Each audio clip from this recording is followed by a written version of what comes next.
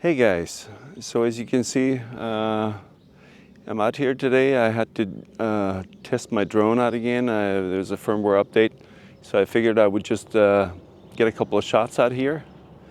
Not the worst of areas. It's June gloom, so sun is coming out a little bit. We'll see how it turns out. But the real reason that I'm out here is actually to do the promised lens test on the AstrHori. I guess that's what it's called, AstrHori 75 f4 millimeter manual focus lens on the GFX 100. So I'll get a couple of shots, usually not really the focal length that I would try out here too much. This would be more of a wide angle thing for me, but I'll try and get a couple of shots. I'm still waiting for the 40. I wanted to do those two tests at the same time, but it hasn't shown up yet. That's one of the problems when you get a Chinese lens. So anyway, let's get to it. Okay, so this is the AstrHori 75 f4, which actually isn't a f4. There is a secret 2.8 setting if you just keep opening it up a little more. The first thing I have to say is, this is it seems like it's extremely well machined. Lens looks great. It's smooth. There is no aperture settings, which means there's no click stops for the aperture. I guess it's good for video. For photos, stills, I'm not 100% sure. So yeah, I usually shoot all manual with manual lenses, so I set the camera to manual. In this, I think I'll keep it on aperture priority. It'll just make it easier if I do knock that off. That at least the exposure won't get messed up. The other thing that I've noticed is if I look through the finder at, let's say, f8, I'm seeing the lens at f8, which is just a more muted image. It does something funny to the finder. So shooting on auto makes it a little easier to focus even at more closed down. Yeah, I love this lens cap.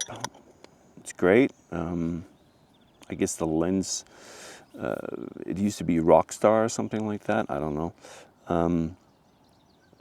Yeah, it looks great. It focuses pretty close, 82 centimeters, so 2.7 feet. I'm going to try also and put my macro extension lens on this, see how it does, if it does better than the Fuji lenses that I've tried this on. It's really well made.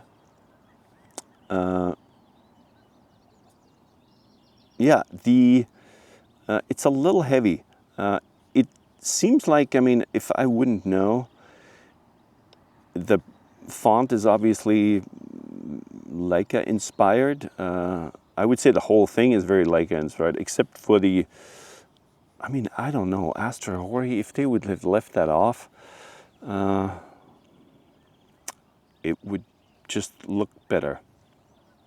Give me a better feeling. Anyway, let's take some photos and see how it does. So I'm just going to take a couple of shots here. I've already noticed that from what I can see just through the finder, I really like how the lens draws. It reminds me of an older, like older Zeiss lenses, I guess. It looks like it's a sharp lens without being overly crisp and digital looking.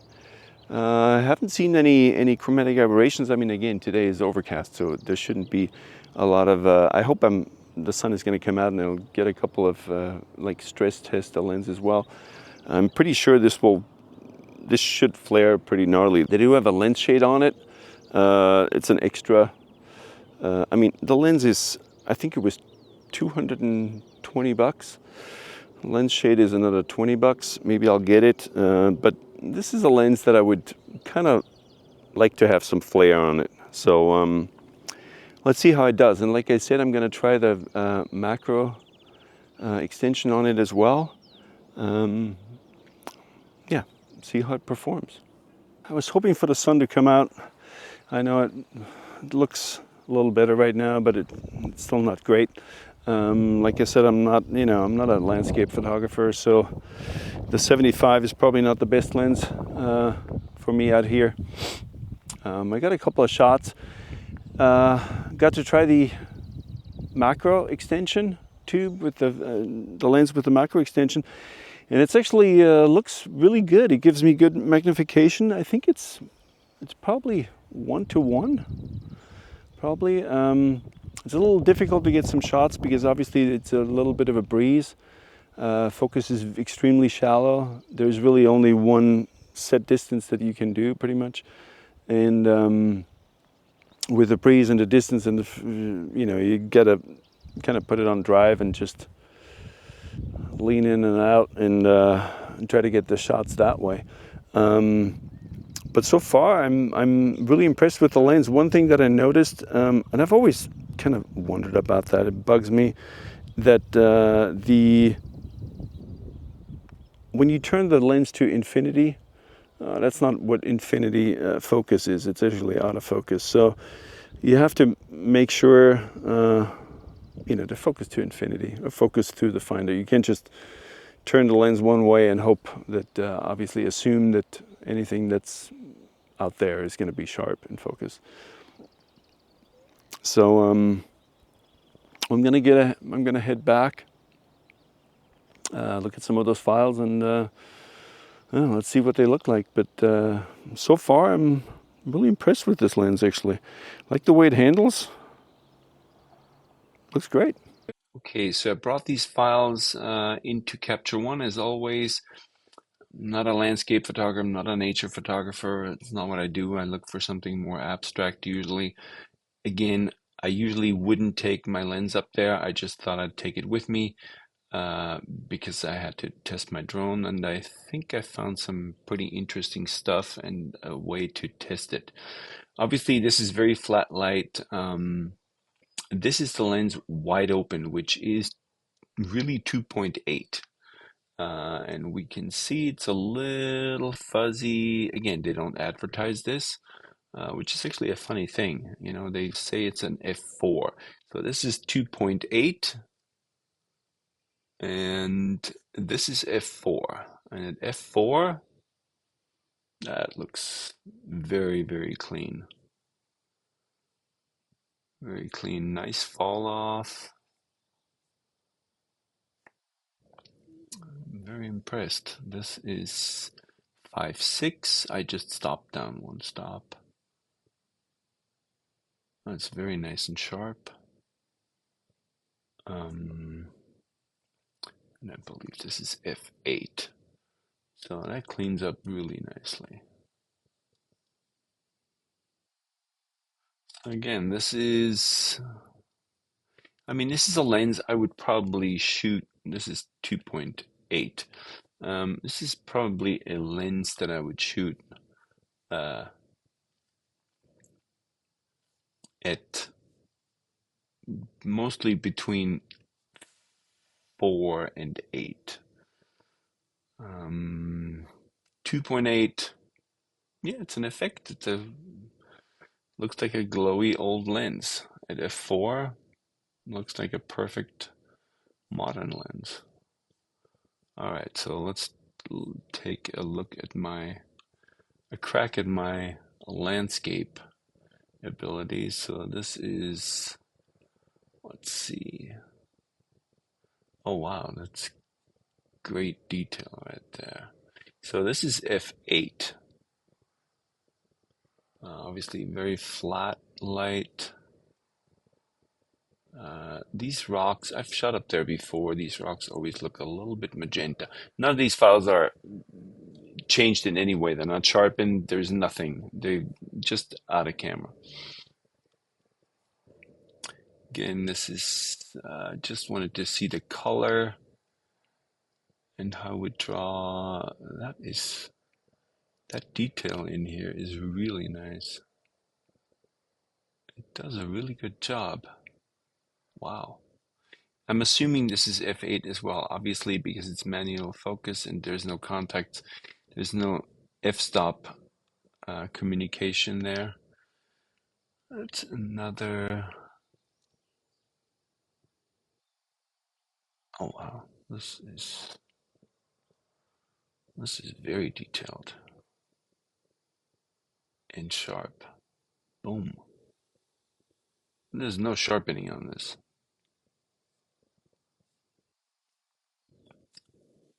All right, let's move on. So, um, this is actually really interesting because this is the lens with the Fuji macro tube on it. It's the long tube, so this would be I would say this is maybe 1 to 1.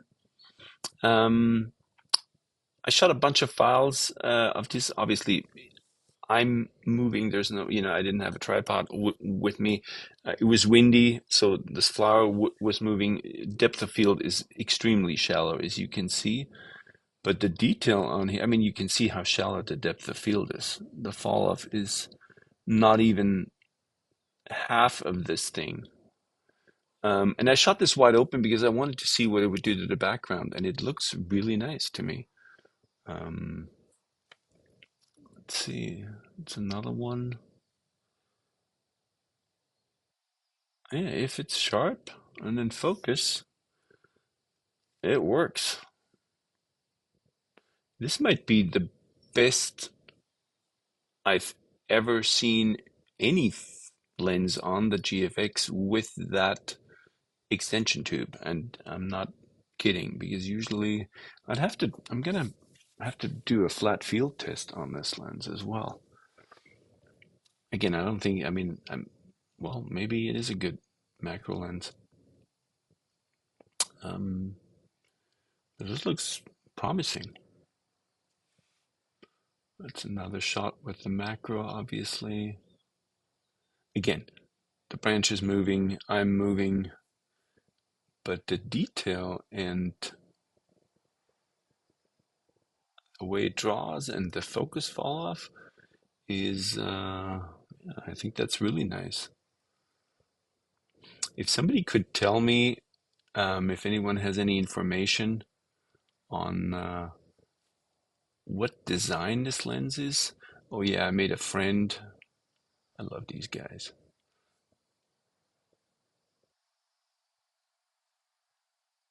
So this is without the macro extension. So this is, yeah, I mean, this guy is a couple of inches long. And again, handheld.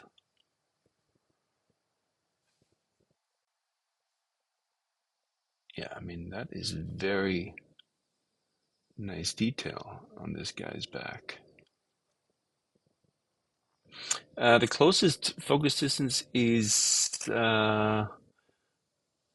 just under, I have to check on this. It is 2.7 feet, so just under 3 feet. And yeah, it works really well. Okay, another long shot here. I mean, the sharpness and the detail on this. Let's just put this into perspective. This is a $220 lens.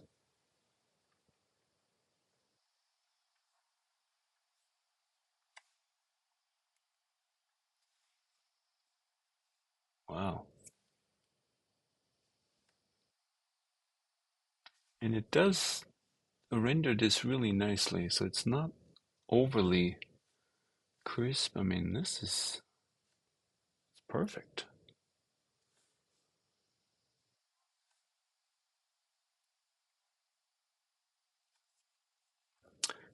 Sorry to bother you guys again with one of my abstracts. Um, I'm looking how it does texture. I should have closed down a little more on this one.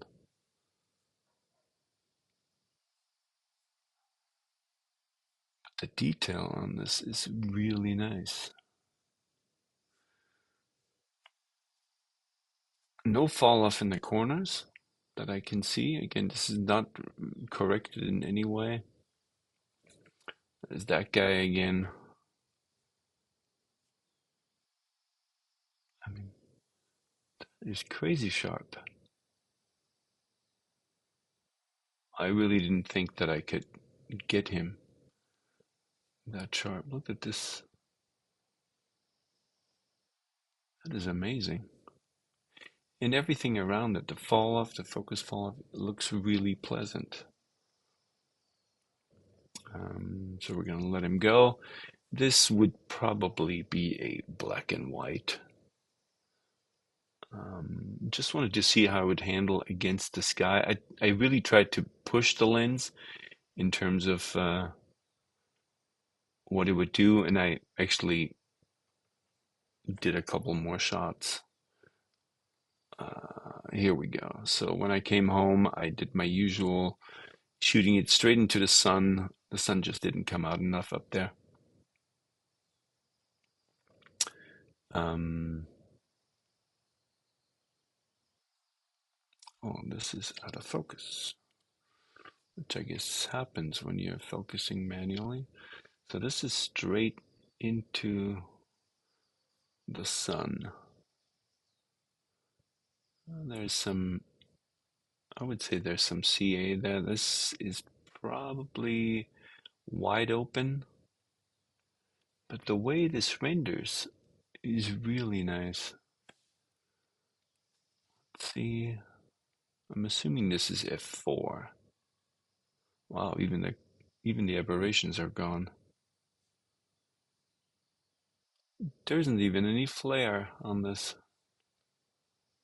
Oh, there's some a little bit here. Yes, there's some a little bit, but that would be very easily corrected. Let's see, keep it going. This would probably be 5.6, and that looks as clean as it gets.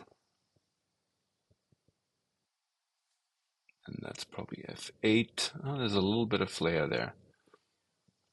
I'm pretty sure I could get this lens to flare if I tried to. Let's see. Oh, it cuts right in here. This is extremely impressive in my opinion. Let's see. This was wide open, so 2.8. It has a little, yeah, this gets a little dreamy here. And again, this is not an advertised f-stop. Let's see, f4. Boom, cleans up perfectly.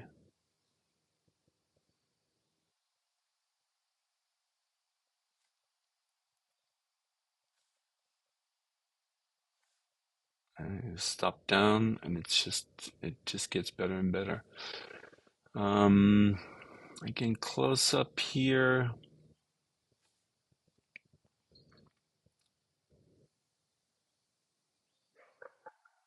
That is great detail.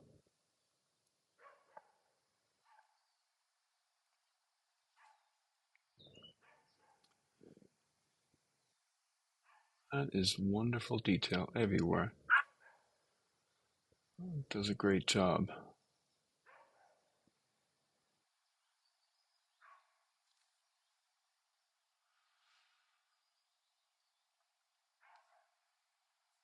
Yeah, I got some. I think this is wide open again. Maybe it's f4. I think this might be open, wide open. This might be all the way open. But again, even that is very impressive. Okay, so just to sum this up, again, this is the lens. It's surprisingly heavy. It seems like it's built, it's very solid. I still am really surprised by the price. 200 and something, between 200 and 250 bucks. How much would I pay for this lens? If somebody told me this lens was 500, 600, $700, I would absolutely believe it. And I think it would still be worth it. If they would get rid of this name thing here with the GF, and that is the only thing that looks a little bit cheap to me. If they would get rid of this in the R on the top there, which I guess leads me to believe that there is, they just don't spend money on this kind of stuff. Man, this is like a lens. I mean, it's super smooth. Aperture is super smooth. I really like the way it draws. I really like the sharpness of it. The everything about it is just absolutely stunning. It's a fantastic lens, and the fact that it's $200 is kind of a joke, actually. That's crazy. I did. This was kind of annoying. I have a lot of different lens caps here. Yes, and this is the lens cap it came with, and it doesn't lock in. Like, it just kind of flops, which is really annoying. It's like, how much is this lens cap? But I guess, yes, if you're selling something for, this is a photo diox, so this one works. Let's see, the original Fujifilm. The original Fujifilm, does not work either. So something about the photo diox works better. Anyway, minor things. I mean, this is, again, in the big picture, it's really nothing. Great lens, great handling. It looks really nice, I think, in my opinion. It looks great. Draws really nice. I really can't wait to get the 40 because this is the 75. I do like the fact that they say it's a f4 lens because the 2.8 just that's where it gets funky, and I don't think it's necessary. It's great to have, but I probably won't use that much. But again, it's great to have. And they don't say it's a 2.8, they say it's a f4. I think it looks great on the GFX.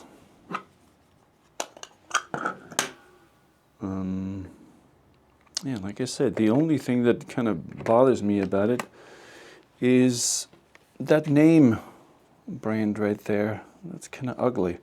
Doesn't really work with the rest of the camera. I mean, with the rest of the lens. Everything else, it's great. It's fantastic. I think everybody should have this in their kit. I mean, this is, we keep talking about the price of the GFX and the price of the GFX line, and this is one of the lenses. I really can't wait to see the 40. But if it's anywhere near this and anywhere close to this, this is just a fantastic addition to the system. And honestly, I've tried to adapt all these, you guys saw Pentax and Nikon and all this old glass, and it's fun and it's interesting. But this really gives me that film look that I've been looking for. If somebody there has any input on what this lens design is based on, I tried to find something online. Of course, I can't. It seems to me it's like It seems to me like an older Zeiss lens, without any of the chromatic aberrations, obviously. But the sharpness and the effortless detail that it provides, yeah, it has a great look. It really has a great look. I wish I knew what lens design this is. Anyway, so this will be continued with the 40 when it gets here. And I think they have a 55 as well, which okay, I'm not sure because I mean, maybe, I don't know, for the price, maybe. All right, thanks for watching, guys. Yeah, look forward to the 40. It'll hopefully be here soon, and then I'll do a test on that. Highly recommended.